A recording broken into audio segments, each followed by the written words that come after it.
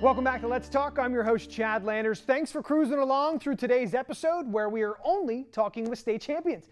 Next up, this Garden Spot Spartan earned state gold in his senior year with an impressive 37-0 record. We're talking with the number 2 wrestler on our top 11 of the last 20 countdown, Garden Spot grad, Steve Borja.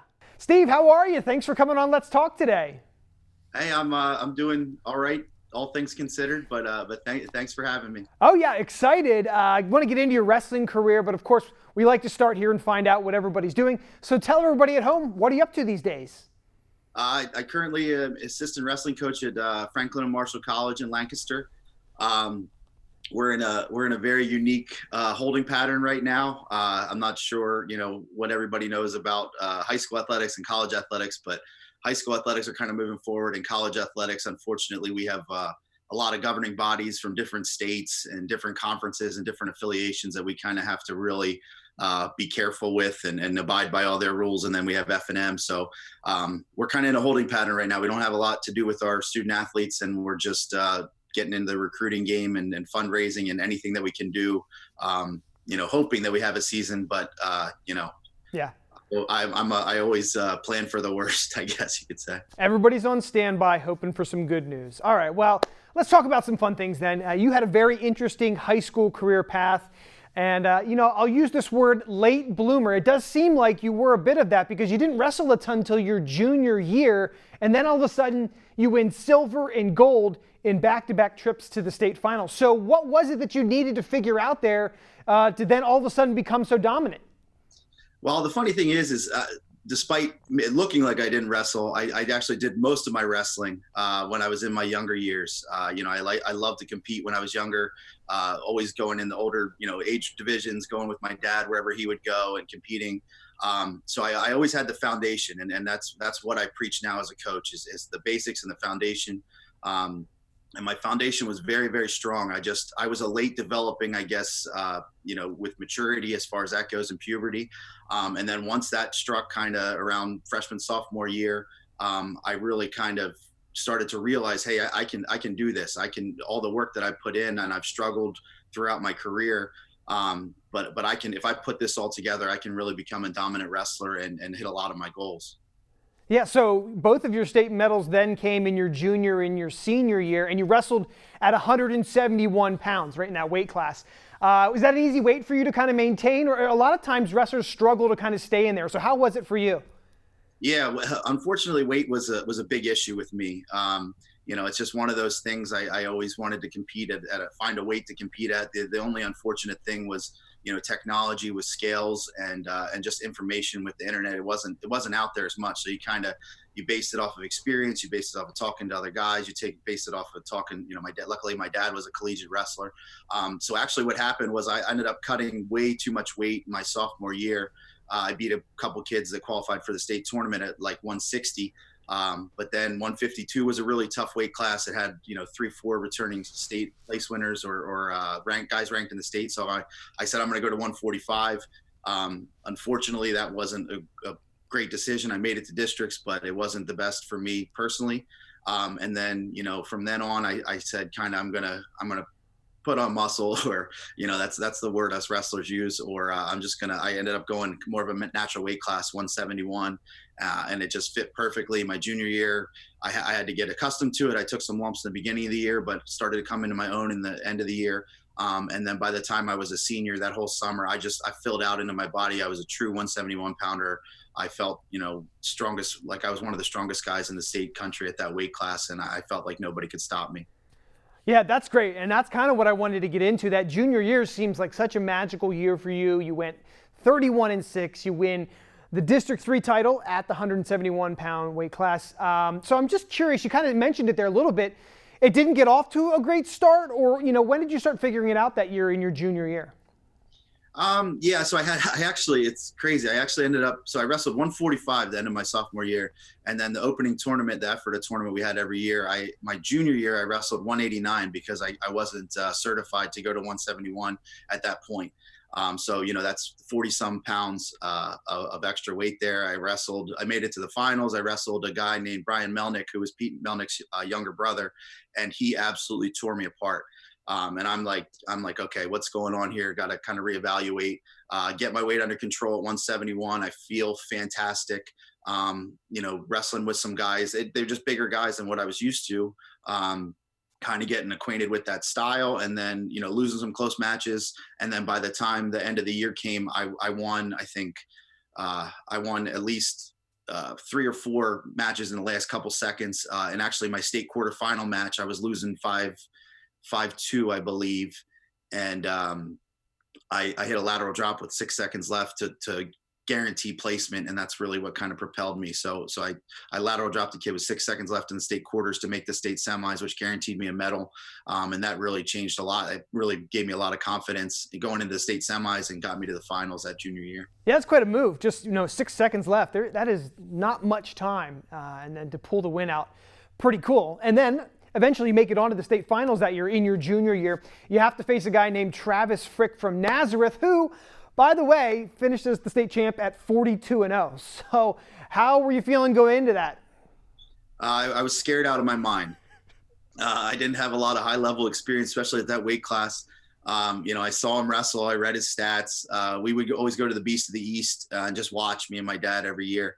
And I saw him wrestle there, and I knew he was going to be quite the opponent. But I did know the wrestler I beat in the state semis. He placed 3rd at the Beast of the East and had a relatively close match with Frick. So I knew I could be in the picture. I knew I belonged there, but I knew it was a very tall task. All right, so you do lose to Frick there, and probably not the best way to end your season for you. But how to kind of set you in motion for that off season? What was your mindset as you headed into the summer? You talked a little bit about it, but I'd love for you to elaborate for us. Yeah, I'm trying to be not as cocky as possible here, but it took me to a new level mentally. Like I said, a lot of it became, I belong here. I can wrestle with these guys. I grew up going to states and watching, looking at brackets and reading records. And, these guys were superstars in my lifetime. My dad coached Scott Martin back in 1990 for Lancaster Catholic. He was a state champ. So I got to watch these guys. I was, starstruck, and I'm never going to get there. These guys are incredible. And then, I'm looking, I have the bracket from my junior year at states. And I said, I'm making this bracket. I'm a South Central regional champion. Kids are filling out the brackets, putting my name in there.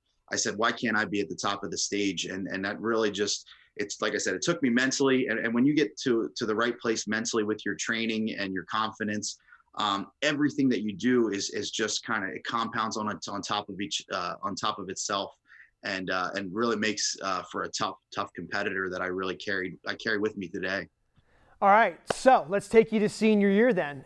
Impressive year, 37-0 you ended up.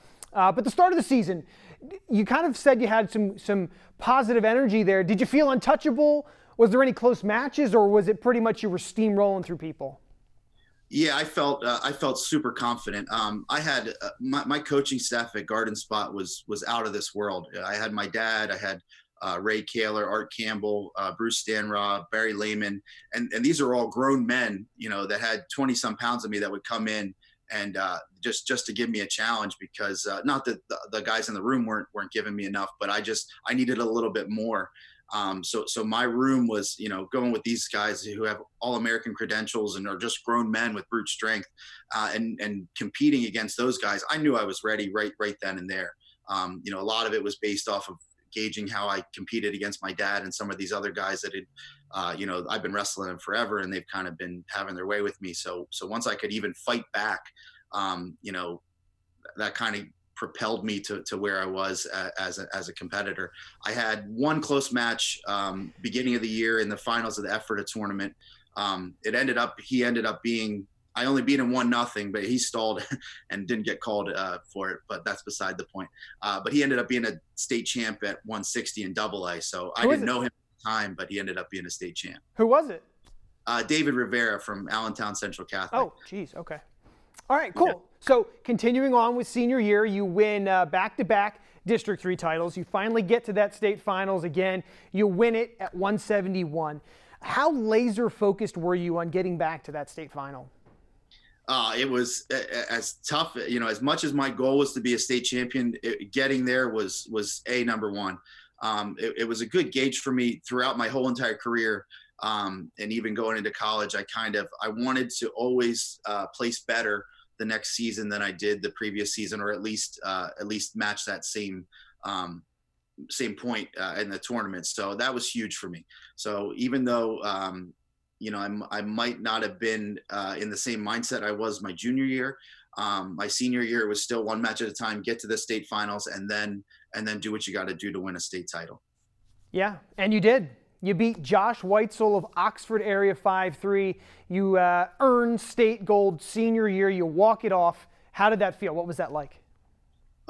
Incredible. It still feels like a fairy tale. I can remember, oh my goodness, I can remember every second of the match. I can remember the warm up. I can remember, 5 seconds left, even though I was getting hit for stalling. I'm looking at the clock and I'm like, I can't believe I'm doing this. I'm looking in the crowd. I'm seeing my family and friends. My dad's crying. My coaches are crying. News anchors and everybody's coming up and the newspaper wants to talk to me. Dave Byrne was one of the first guys, we talked all the time. And I felt like a rock star, and I felt like a rock star going to school the next day. I felt like a rock star until the Dapper Dan when I got my butt kicked. But up until that point, I was feeling really, really good, and it still feels great to this day. But I realize it's the past, but it still feels good. Dapper Dan, very prestigious to even get invited there, by the way. So you certainly should hold your head high for that. I just got to go through a similar thing with Will Betancourt this past year, watching him finally achieve that state gold and to see the emotion and the achievement. It was really cool to cover that as a journalist. I work with Will quite extensively through club, and we had a lot of. I always chastised him. I mean, it was one of those things. He never had that state title, so I could always and I had the silver too, so I would kind of always jokingly hang that over his head in practice. But then seeing him do it is just seeing somebody's face after they win it at any, I don't care what state you're in, just to see, and that's just a culmination of hard work and dedication and focusing on your goals and sacrifice like crazy. Nobody understands it. So when these kids celebrate, I get chills still to this day. All right, let's head on to your college real quick. You went to Virginia Tech. And you kind of found yourself again later in the years, junior, senior years. So what did you enjoy about being a Hokie? And again, what clicked in those final years for you? It's funny. It's the same exact trajectory. I worked my butt off. I wrestled a lot my freshman and sophomore year. I just wasn't physically there. I had some coaching issues. We went through a lot of turnover. But when Tom Brands came in my junior year, everything kind of clicked together. He got me the right workout partners. He got me into the right mentality, diet, nutrition, exercise, weight training, and then it all clicked together. My third and fourth year, the year I redshirted, I was riding really high. My redshirt year, I was like 27-4. I was ranked number 1 redshirt in the country. And then my fifth year, we were supposed to be, absolutely incredible. We had a bunch of, ended up being national champions on the team, but they ended up transferring to Iowa. And I had my third coach, my fifth year, and I still did okay. I was ranked 4th, but got upset at ACCs, didn't qualify for the national. So it was definitely up and down, but I learned a ton from it. It made me a tougher wrestler, a better coach, but a lot of ups and downs. Okay, interesting. All right, well, one last one here for you before we let you go. We had you at number 2 on our top 11 wrestlers of the last 20 years from our coverage area, and the only guy to beat you was Manheim Central's Jordan Anks. So how do you feel being on the list? And if you and Jordan ever faced off in a match, who would win? Yeah, the list was great. I appreciated the press. He coaches with us in law, so I appreciated the banter that we were all having. I thought I was going to be number 1. I thought the undefeated season would take the cake, but that it happens. We talked a little bit before, so I hold grudges the rest of my life. So just be aware of that. Just kidding. But Jordan's a great competitor. I'm going to give I'm sorry, I don't mean to be mean, Jordan. I got to give the big edge to myself. I still train with my college kids every day. I'm in the best shape of my life, so I'm feeling pretty confident going into that match. All right, we might have to set that up, or somehow maybe virtually in a video game somehow. But anyway, that's awesome to just think about. We had a lot of fun compiling those lists, and it was the media and coaches that came up with it. So we tried to be as fair as we possibly could. I completely understand. Steve, thanks so much for coming on Let's Talk, giving us your time today, the memories, the stories. I really appreciate it. Yeah, thanks a lot for having me, and I really appreciate what you do. Unfortunately, I don't live in Blue Ridge, but Garden Spot was, but now it's tough to watch, but I really appreciate everything you do for the sport. All right, thanks. Take care. Thanks a lot. Well, there you have it. 2 state champions on the program today, although technically Emily Cameron is a 7-time state champion, so we shouldn't downplay all of her accomplishments, but we appreciate it. Nonetheless, thanks to Emily and Steve Borja for sharing their memories. Thank you for watching at home. I'm your host, Chad Landers. Now, we won't be back until 2021 with more shows, so have a Merry Christmas, a Happy New Year. Please stay safe and healthy over the holidays, and come back again for more conversations on a brand new episode of Let's Talk.